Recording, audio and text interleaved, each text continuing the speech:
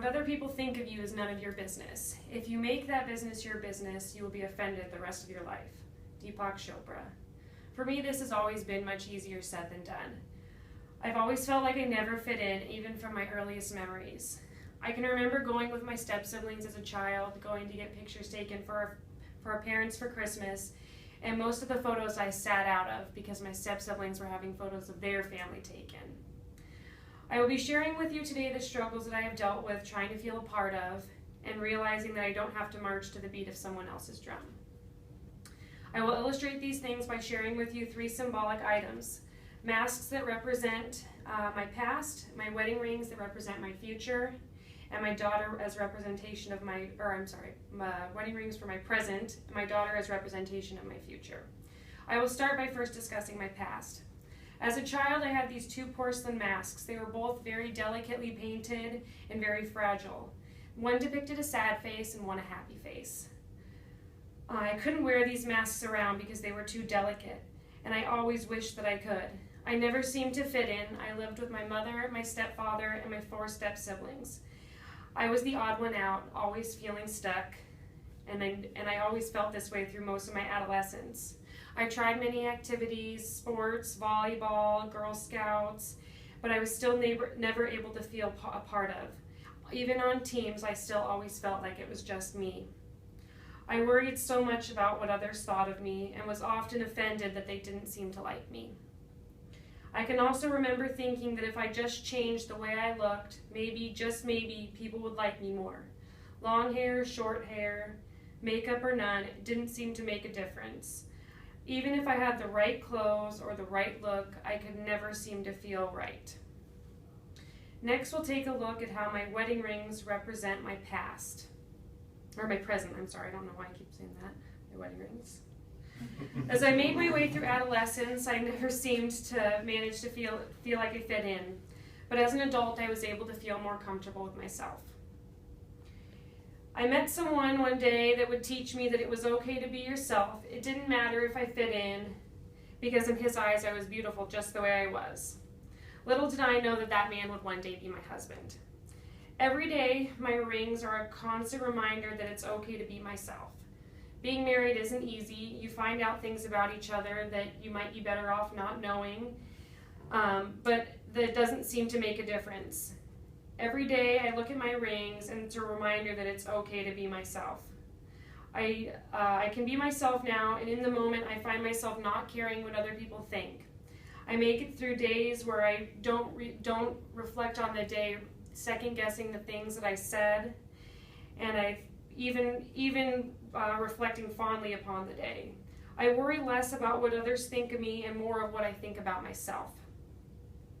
My rings are a reminder that I don't need to impress anyone, and being myself got me to where I am. And it gets me much further in life than being someone else or being who I think others will like. The things about myself that I felt weren't right are the things that my husband appreciates about me, and my rings remind me of that it doesn't matter what other people think, it only matters what I think. And last but most certainly not least, we will talk about how my daughter represents my future. The moment that I had my daughter, everything changed. It was a whole new set of worries. Was I going to be a good mother?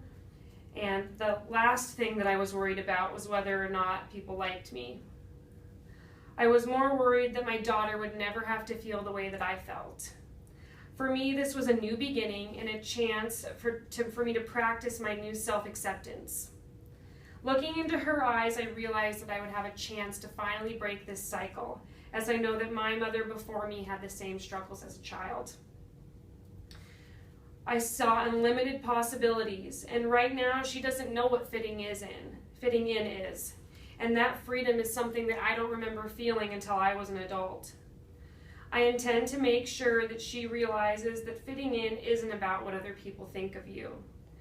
She will know that she is a part of our family and a feeling that I didn't have as a child, and that fitting in isn't about being comfortable with other people. It's about being comfortable with the person that you are and letting that show through. Once I realized that being me was good enough, everything else seemed to fall into place. Through these things, you can see that my perception of myself has changed, and I can finally be comfortable with who I am as a person. And it doesn't matter what others think of me.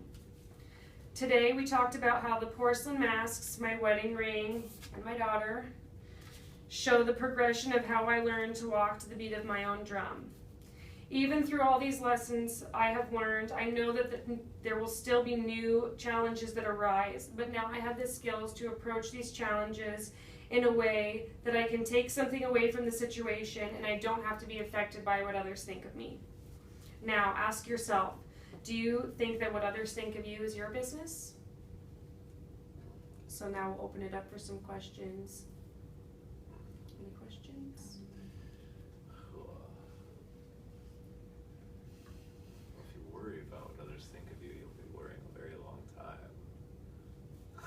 Very good point, yes. Was there like a marker that made you start changing about the way you started thinking about yourself? That's a good question. I don't necessarily think that there is a particular spot that I can pinpoint. I think that it was more of just a maturity thing, realizing that it really doesn't matter what others think of me because I just have to be comfortable with myself. And like the quote says, if you spend the rest of your life worrying about what others think of you, you're going to be offended. And I spent a lot of time as a child being angry and being offended. And I want to be a happy person and a person that other people want to be around. And when I'm constantly consumed with worrying about what others think of me, I'm not the person that I want to be, and I'm not the type of person that other people want to be around, you know?